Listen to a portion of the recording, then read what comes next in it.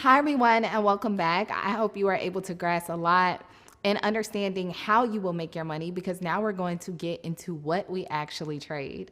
In this lesson, you'll learn actual currencies and the breakdown of majors, minors, and exotics. And we'll also go in depth with when you need to trade because not all trading hours are good. So, again, definitely take notes and use the list of bullet points to help guide you through this lesson. So, the question: what do you trade? The simple answer to that question is money, but you're not actually holding anything physical. The best way to describe this is when you're looking at it from a virtual perspective and virtual money. So essentially, what you're doing is buying and selling shares in a different economy. You're trading one currency for another, which is where we come into the conversation of exchange because you're literally exchanging one country's currency for another country's currency. There will always be a base and a quote in currency, with one currency being quoted against another. For example, GBP is the official currency code for the Great British Pound. USD is the currency code for US dollar. GBP USD means the Great British Pound value is being quoted against the US dollar value. A currency pair always quotes the value of any two currency pairs together. Now, there are various currencies all around the world, but I'm only going to name the major currencies first. We already talked about the US dollar and the Great British Pound, but you also have the euro, the Japanese yen, the Australian dollar, the Czech franc, the New Zealand dollar, the Canadian dollar, and these are the major currencies in the market.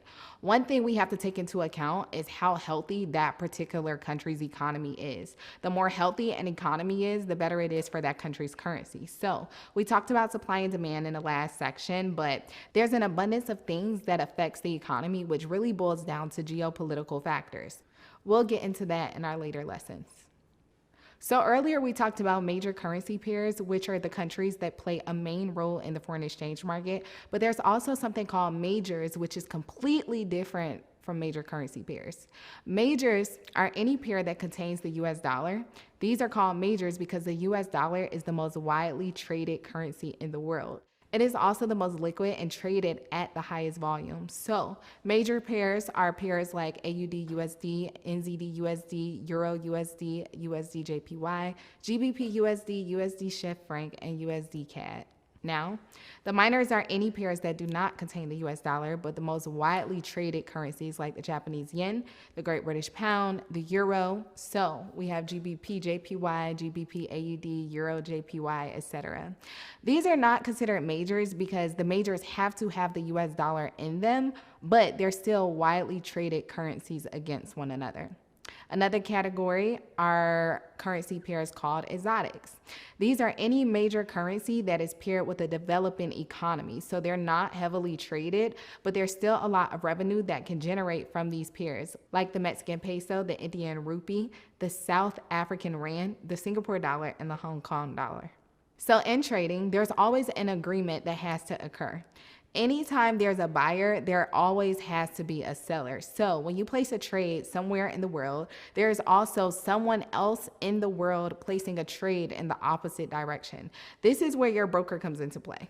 The broker is brokering the deal. So they're finding a buyer and a seller in order to place that actual trade.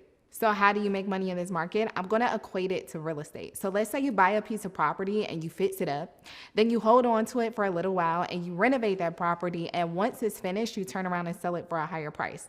The foreign exchange market is literally the exact same thing, but you buy into a currency and you hold your price and you're holding your position, understanding that the exchange rate between the two currencies that you have bought is going to fluctuate, and ultimately the value you're going to be making is going to be the differentiation in the value that will give you your profit. So when you buy a currency, of course, the goal is to buy low and sell high. So you're buying into an economy with the understanding that the exchange rate will go up. You hold on to it, and when the demand goes up, you sell it.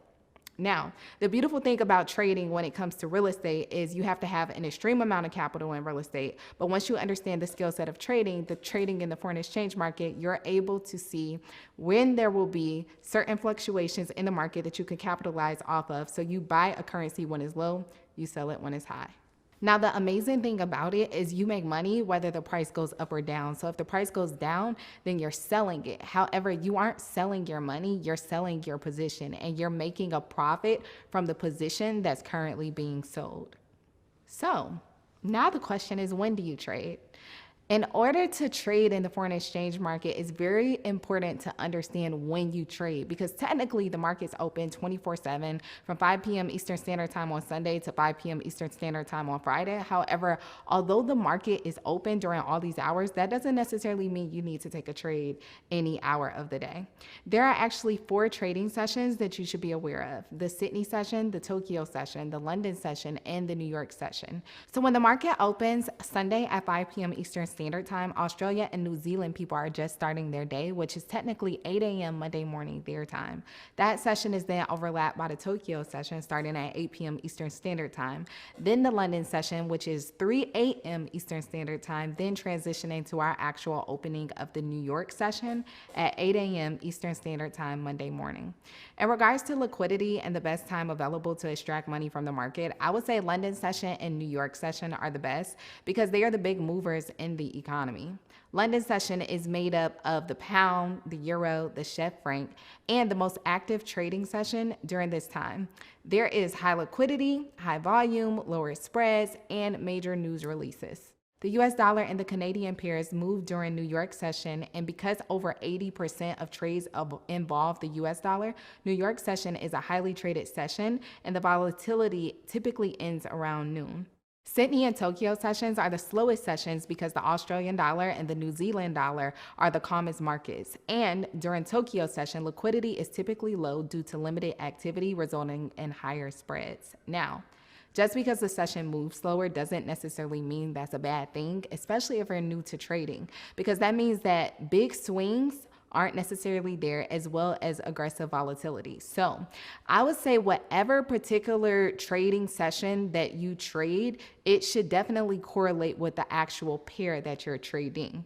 Now that we've gone over what we trade and when's the best time to place these trades, make sure you revisit and do your due diligence in taking notes, because this was a very important session and we'll be doing a lot of the basis of our actual knowledge around this session. So with that being said, I hope you enjoyed the video and see you in the next session.